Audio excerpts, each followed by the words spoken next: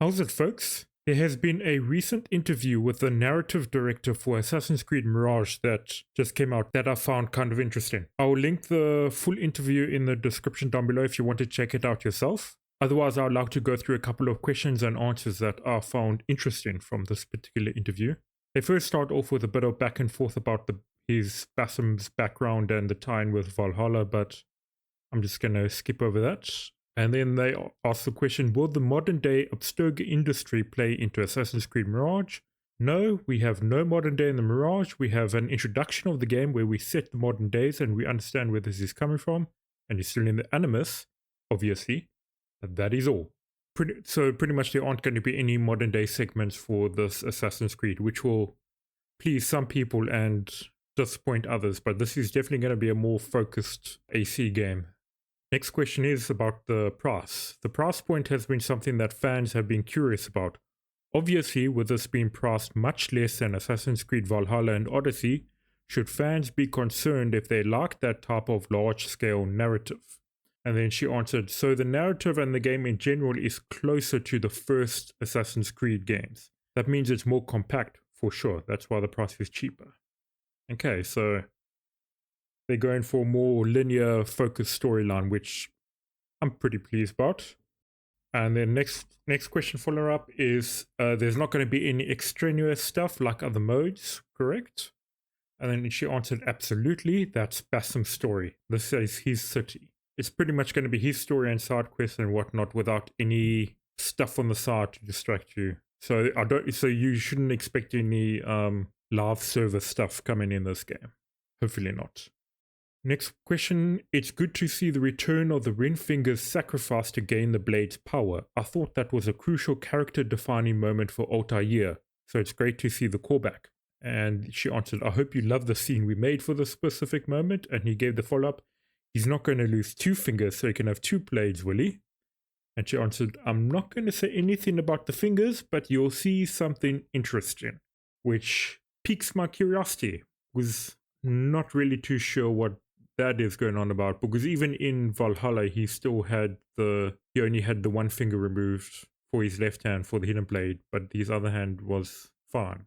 So maybe something particular happens when they're doing the ritual to remove his finger. I guess we'll have to wait to find out more.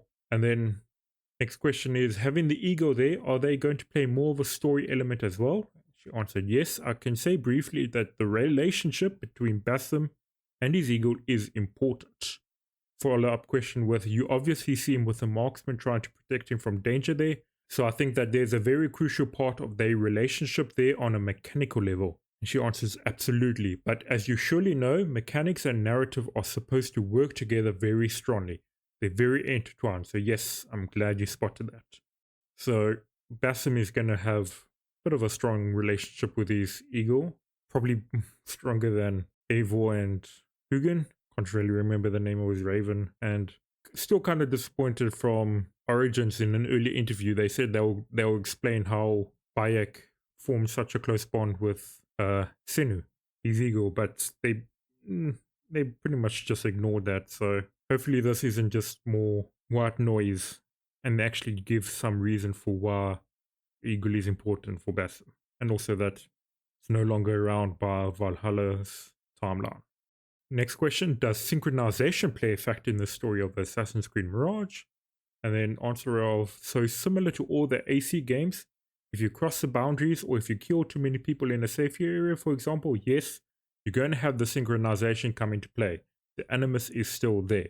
So it pretty much just confirms that we've still got the Animus limitations for the main character, and he is playing an assassin. I think pretty much the only one they went out of the way about it was Rogue, where Shay didn't really mind killing civilians. He just started getting hunted for it, I think it was, if I remember correctly. But that was a long time ago since I last played AC Rogue. Next question is, will the way that players proceed through a mission, whether they are playing exclusively stealthily or if they draw a lot of focus to them, impact the narrative, be it like alternative endings or anything of that nature? And then answer of no, there is one ending, and a specific ending because of the evolution of Basim is very specific, and it has led to the other Assassin's Creed, especially Valhalla. So that's why there is a very specific ending and that there are no character choices. Thank you. Back to the days of playing an Assassin's Creed game without character choices, especially when they aren't real choices. It's more like agree or agree angrily. If Ubisoft ever want to go back to making character choices, they really need to make the choices mean something, because how they've done it in Valhalla and Odyssey leaves a lot to be desired, let's say. And then next question, what sort of collectibles will players be able to discover the underlying narrative? You have the main story and structure in the open world facing all the members, and you have what we call world events similar to other titles where you come across something in the city and it's not planned. We also have side missions like assassination missions, stealing missions, etc. Everything that was built for the side content like contract missions and world events, they are all meant to support character evolution in a historical setting in that world. So they all serve the narrative in one way or another.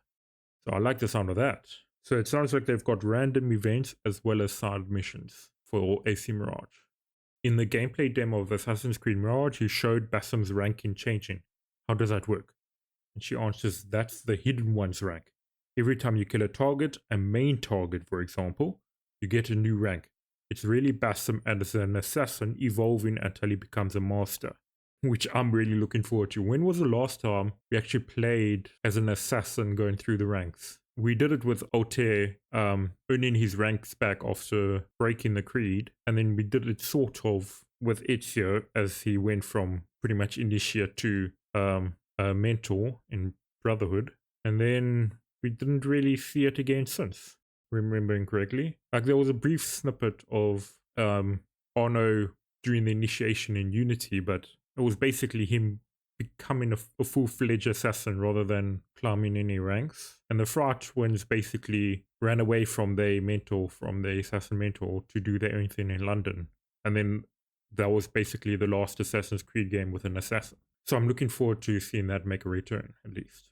Next question, will combat be more difficult if he goes towards a certain target without having achieved a certain rank first? She answers, no, you can do every target the way you want in the order that you want without having made any progress. You can do anything. I love that. So you basically get to choose your target and then go after them. Maybe do all the setup work first and then do all the assassinations one after another. Dun, dun, dun, dun. That might be pretty cool to try out.